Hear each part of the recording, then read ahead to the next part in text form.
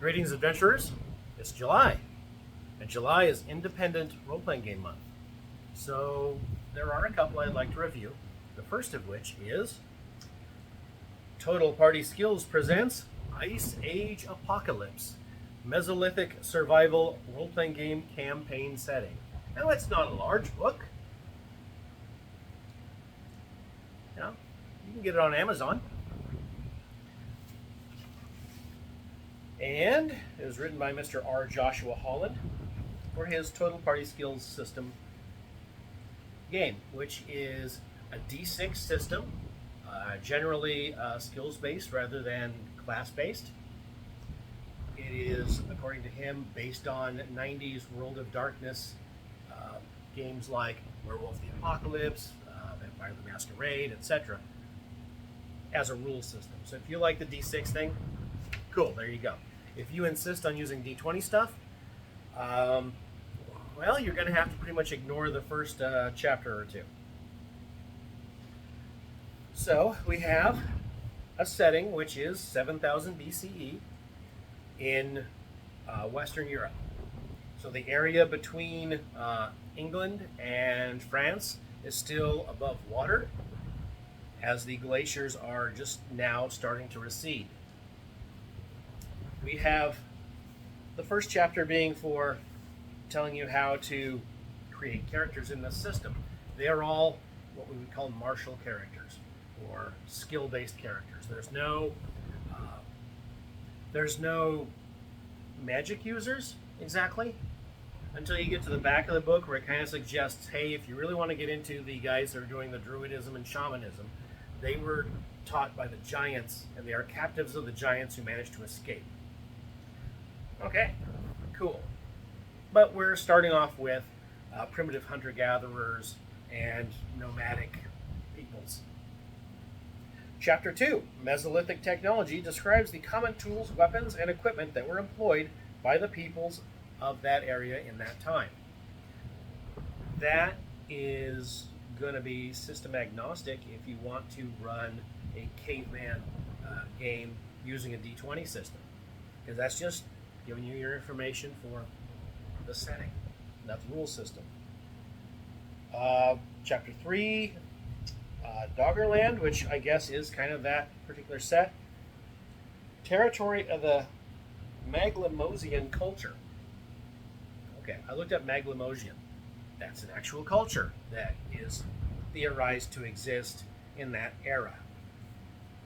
Chapter 4, The River Moot, details the region of southern Doggerland where the Thames and Rhine rivers combine to form the Great Channel, a place of frequent conflicts between the Tardanosian and Janislavus cultures.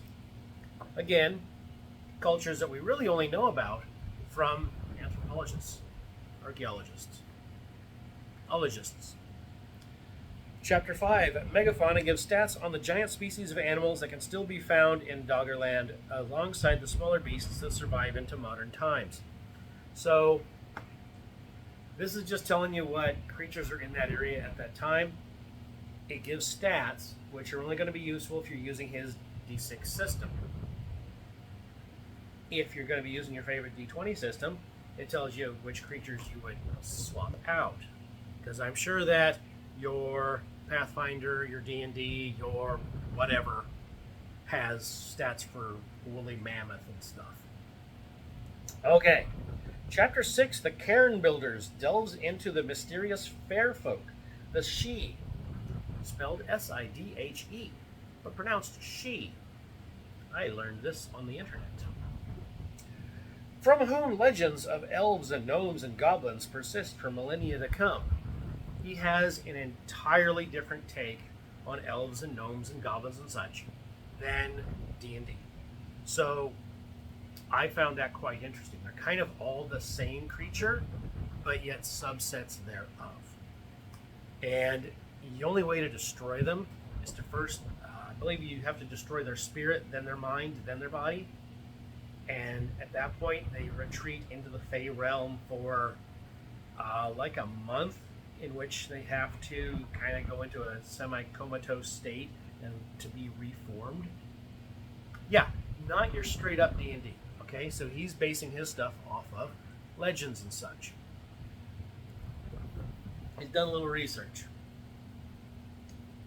Chapter 7, Land of the Fomori, describes the ice-covered regions to Doggerland's west, which will one day become the island realm of Britannia. Hail Britannia, or however that song goes. Rule Britannia? Maybe that's it? Okay. Don't quote me.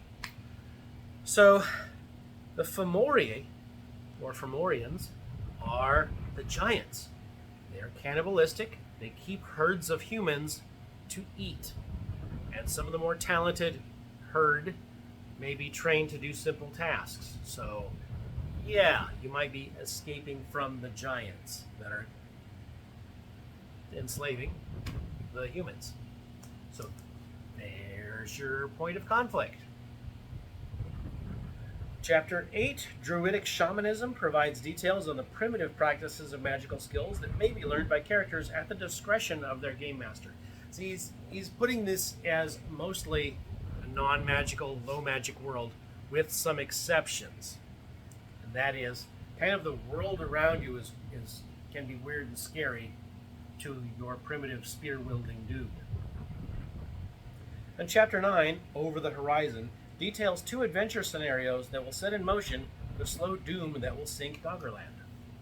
So, these 2 adventures in the back, they're kind of, one of them is kind of your standard, hey, somebody got captured by goblins, you need to go into the dungeon and rescue them.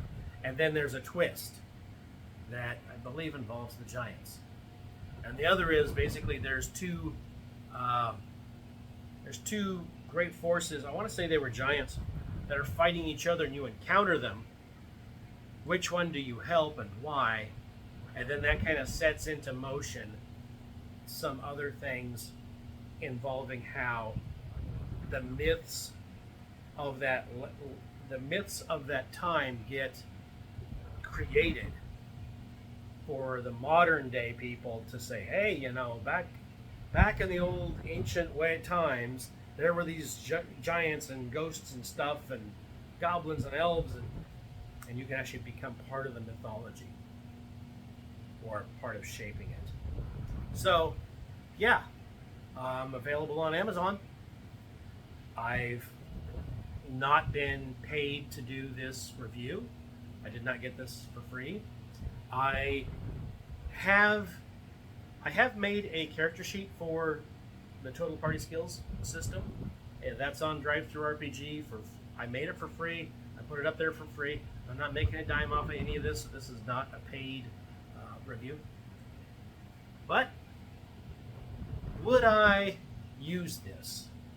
Well, my game table did not really enjoy the D6 system.